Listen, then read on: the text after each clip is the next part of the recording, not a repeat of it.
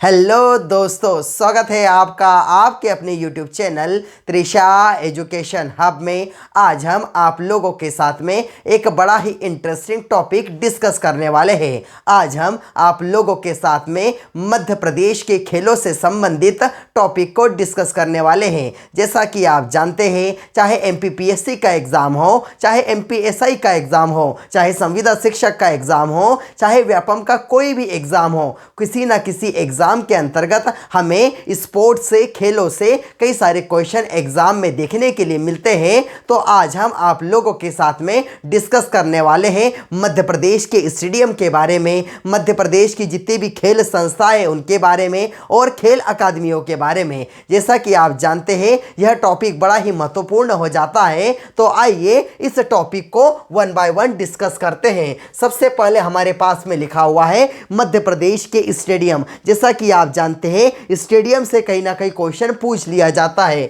तो सबसे पहले हमारे पास में एक स्टेडियम है जिसका नाम है रूप सिंह स्टेडियम। यह पूछ लिया जाता है कि रूप सिंह स्टेडियम मध्य प्रदेश में कहां पर स्थित है। तो याद रखना, रूप सिंह स्टेडियम मध्य प्रदेश के अंतर्गत ग्वालियर में आता है और यह एक क्रिकेट स्टेडियम है।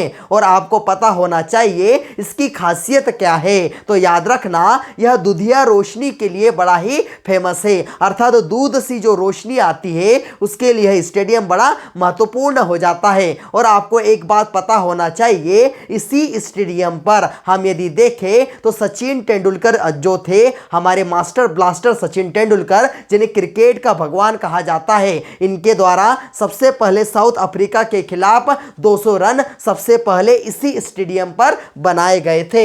उसके पश्चात देखते हैं नेहरू स्टेडियम। तो नेहरू स्टेडियम हमें पता होना चाहिए कि नेहरू स्टेडियम आता कहां पर है। तो याद रखना, नेहरू स्टेडियम हमें देखने के लिए मिलता है कहां पर, इंदौर में। और यह एक कैसा स्टेडियम है, तो यह एक इंडोर स्टेडियम है, इसकी यह खासियत है। उसके पश्चात देखें कि होलकर स्टेडियम हमें कहां पर देखने के लिए मिलता है। आप सभी लोग जानते हैं, होलकर स्टेडियम हमें देखने के लिए मिलता है कहां पर, इंदौर में। और इसका और एक नाम है जिसे उषा राजे स्टेडियम के नाम से भी हम जानते हैं। और हम जानते हैं होलकर स्टेडियम भी क्रिकेट के लिए बड़ा ही महत्वपूर्ण स्टेडियम है। उसके बाद देखते हैं ऐशबाग स्टेडियम। याद रखना, ऐशबाग स्टेडियम हमें देखने के लिए मिलता है भोपाल में। और इसके अंतर्गत एक बड़े ही महत्वपूर्ण सुविधा हमें देखने के लिए मिलती है, एस्ट्रो टर्फ जो सुविधा हमें देखने के लिए मिलती है, इस स्टेडियम के अंतर्गत हमें देखने के लिए मिलती है। आपको पता होना चाहिए एस्ट्रो टर्फ सुविधा का मतलब क्या होता है। तो याद रखना, जो आर्टिफिशियल जो ग्रास लगाई जाती है, जो ग्राउंड्स जितने होते हैं उनको समतल कर एक बड़ी ही मजबूत जो ग्रास लगाई जाती है, उसे एस्ट्रोटर्फ सुविधा कहा जाता है। उसके पश्चात देखें कि तात्या टोपे स्टेडियम हमें कहां पर देखने के लिए मिलता है। तो याद रखना, तात्या टोपे स्टेडियम हमें TT स्टेडियम भी हम कहते हैं उसे, वह हमें देखने के लिए मिलता है हमारे मध्य प्रदेश की राजधानी भोपाल में। और यह काय के लिए फेमस है, तो जर्मन ट्रैक की सुविधा हमें इस स्टेडियम पर देखने के लिए मिलती है।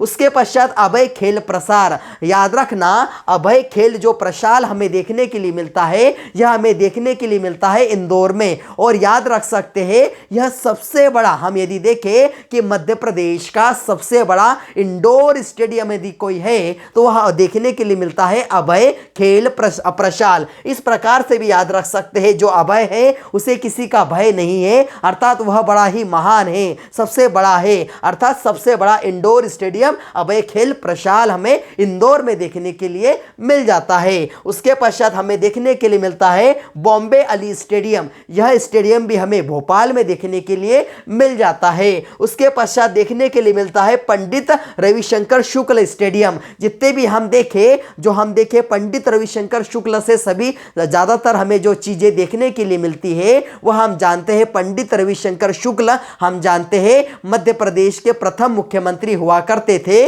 और इनसे ज्यादातर हमें चीजें देखने के लिए मिलती है जबलपुर वाले एरिया के आसपास देखने के लिए मिलती है। तो याद रखना, पंडित रविशंकर शुक्ल स्टेडियम हमें देखने के लिए मिलता है कहां पर, जबलपुर में। उसके पश्चात अशोक पटेल स्टेडियम और रानी ताल स्टेडियम। याद रखना, पंडित रविशंकर शुक्ल स्टेडियम, अशोक पटेल स्टेडियम और रानी ताल स्टेडियम, यह तीनों स्टेडियम हमें देखने के लिए मिलते हैं जबलपुर में। उसके पश्चात हम देखते हैं ठाकुर रणमीत सिंह स्टेडियम। याद रखना, यहाँ पे देखिए रन के अंदर भी र हमें देखने के लिए मिलता है और यहाँ से हमें र में देखने के लिए मिलता है रीवा। तो ठाकुर रणमत सिंह स्टेडियम हमें देखने के लिए मिलता है कहां पर? रीवा में। तो यह हमने देखा मध्य प्रदेश के स्टेडियम के बारे में।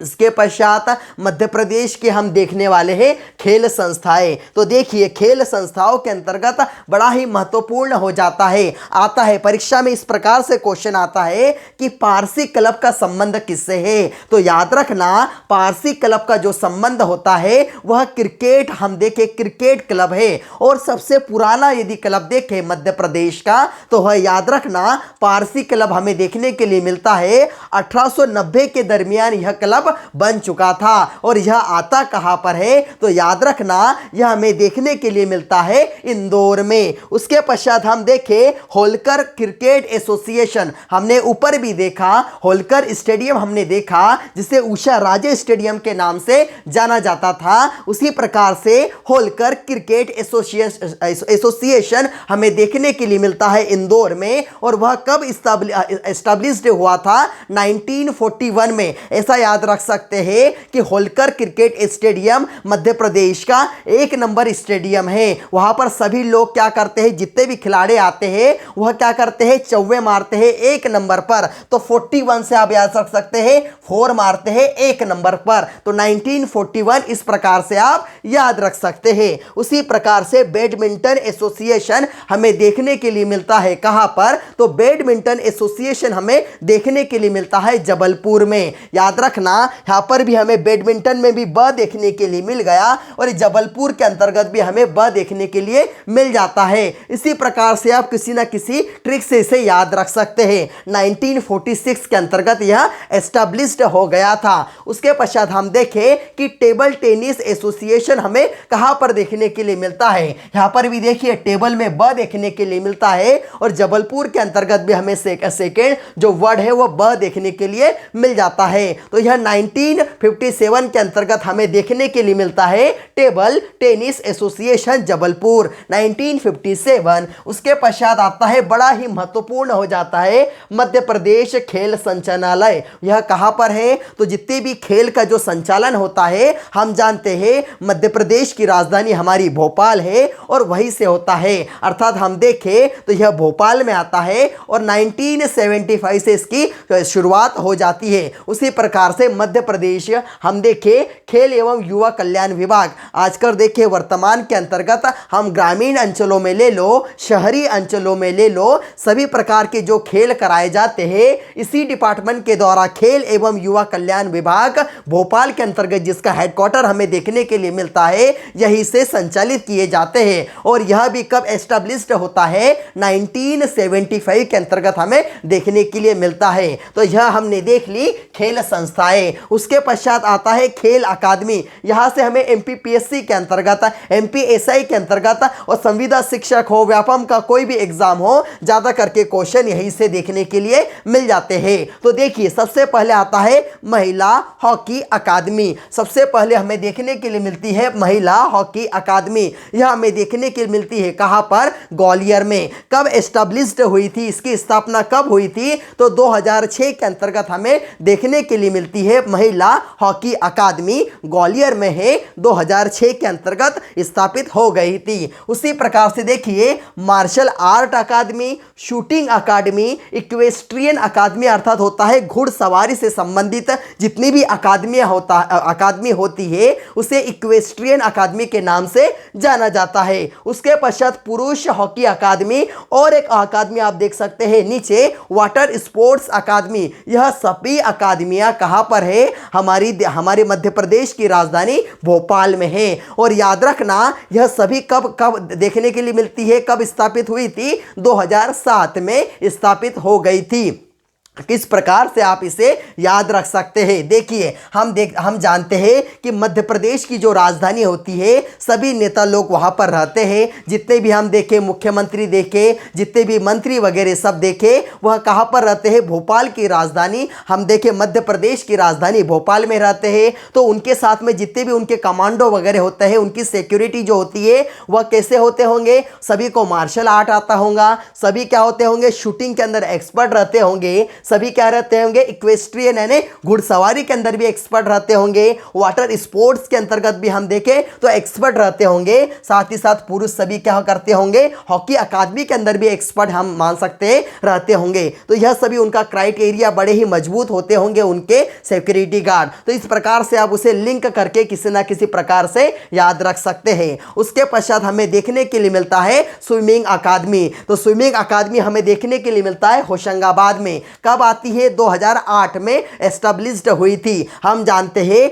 हम देखें कि हम यदि मध्य प्रदेश के अंतर्गत देखें तो पर्यटकों का स्वर्ग एक कहलाता है पचमढ़ी, और पचमढ़ी बड़ा ही महत्वपूर्ण हो जाता है। वहां पर एक बड़ा ही अच्छा एरिया हमें देखने के लिए मिलता है, इसलिए वहां पर एस्टेब्लिश्ड की गई है। क्या हम देखें तो स्विमिंग अकादमी वहां पर हमें देखने के लिए मिल जाती है। उसी प्रकार से देखें कि बैडमिंटन अकादमी हमें कहां पर देखने के लिए मिलती है, ग्वालियर में देखने के लिए मिलती है। और कब एस्टैब्लिश्ड हुई थी, 2010 के अंतर्गत यह एस्टैब्लिश्ड हो गई थी, स्थापित हो गई थी। उसी प्रकार से तीरंदाजी अकादमी हमें देखने के लिए मिलती है कहां पर, तो तीरंदाजी अकादमी हमें देखने के मिलती है जबलपुर में। और कब एस्टैब्लिश्ड हुई थी, 2013 में। इस प्रकार से याद रख सकते हैं। जैसा कि हम जानते हैं मध्य प्रदेश का जो हाई कोर्ट होता है कहां पर लगता है, हम देखते हैं जबलपुर के अंतर्गत सबसे बड़ा हमारा कोर्ट है, हाई कोर्ट जबलपुर के अंतर्गत आता है। और आप याद रख सकते हैं जबलपुर के अंतर्गत क्या मिलते होंगे, एक से एक वकील हमें बड़े ही जो अच्छे वकील मिलते होंगे जबलपुर हाई कोर्ट के अंतर्गत मिलते होंगे। वह अपनी फील्ड में कैसे रहते होंगे, बड़े ही तीरंदाज रहते होंगे। तो इसी प्रकार से आप याद रख सकते हैं तीरंदाज अकादमी जबलपुर 2013 के अंतर्गत। उसके पश्चात क्रिकेट अकादमी हमें देखने के लिए मिलती है कहां पर, शिवपुरी के अंतर्गत। कहां पर, शिवपुरी में हमें देखने के लिए मिलती है। और कब स्थापित हुई थी, 2016 में। किस प्रकार से याद रख सकते हैं, हम जानते हैं गुना वाला एरिया, शिवपुरी वाला एरिया, वहां से कौन चुनाव लड़ते हैं, एक युवा नेता चुनाव लड़ते हैं जिनका नाम है ज्योतिरादित्य सिंधिया। और हम जानते हैं युवाओं का जो क्रेज होता है किसके प्रति ज्यादा होता है, क्रिकेट के प्रति। तो इस प्रकार से याद रख सकते हैं क्रिकेट अकादमी शिवपुरी 2016 के अंतर्गत। उसी प्रकार से एथलेटिक्स हम देखें तो एथलेटिक्स वाला हमें देखने के लिए मिलता है एथलेटिक्स अकादमी भोपाल में। कब एस्टैब्लिश्ड हुई थी, 2016 में। और एथलेटिक्स हम जानते हैं जो साई का एक होता है, स्पोर्ट्स अथॉरिटी ऑफ इंडिया, हम यदि देखें उसका हमें क्षेत्रीय जो हम देखें कार्यालय हमें देखने के लिए मिलता है, कहां पर देखने के लिए मिलता है, भोपाल में। उसी प्रकार से आप याद रख सकते हैं एथलेटिक्स अकादमी भोपाल 2016 हमें देखने के लिए मिल जाती है। उसके पश्चात हम देखें कि मलखम अकादमी हमें कहां पर देखने के लिए मिलती है, बड़ा ही महत्वपूर्ण हो जाता है मलखम अकादमी। याद रखना यह हमें देखने के लिए मिलती है उज्जैन में। और यह कब एस्टैब्लिश्ड हो गई थी, 2018 के अंतर्गत इसकी स्थापना हुई थी। और आप यह बात याद रख सकते हैं जो मलखम खेल हमें देखने के लिए मिलता है, यह जो ट्रेडिशनल जो खेल है इसका संबंध होता है हमें महाराष्ट्र से देखने के लिए मिलता है। और हम यह जानते हैं 2013 के अंतर्गत इसे क्या किया गया, मध्य प्रदेश का राजकीय खेल घोषित किया गया था। और इसके लिए एक पुरस्कार दिया जाता है जिसका नाम है प्रभाष पुरस्कार। और यह सबसे पहले अजय वक्तारिया जी को दिया गया था। और आपको एक बात और पता होना चाहिए कि मलखम अकादमी मध्य प्रदेश की ही नहीं, संपूर्ण भारत की यदि बात करें तो सबसे पहली अकादमी उज्जैन के अंतर्गत जो एस्टैब्लिश्ड या स्थापना जिसकी हो चुकी है। वाटर स्पोर्ट्स अकादमी के बारे में मैं आपको 2007 में पहले ही बता चुका हूं। तो इस प्रकार से हमने मध्य प्रदेश के स्टेडियम, खेल संस्थाएं एवं खेल अकादमी के बारे में इस वीडियो के माध्यम से आपको जानकारी दे दी। आप लोग इसका एक स्क्रीनशॉट भी ले सकते हैं और बड़े ही आसानी से अपने नोट्स भी प्रिपेयर कर सकते हैं। यदि आप लोगों को हमारा यह वीडियो अच्छा लगा हो तो इस वीडियो को ज़्यादा से ज़्यादा लाइक कीजिए, अपने दोस्तों के साथ शेयर कीजिए और हाँ, सब्सक्राइब जरूर कीजिए, जिससे क्या हो सके आप लोगों को हमारी आने वाली नोटिफिकेशन प्रॉपर वे में मिल सके। जय हिंद।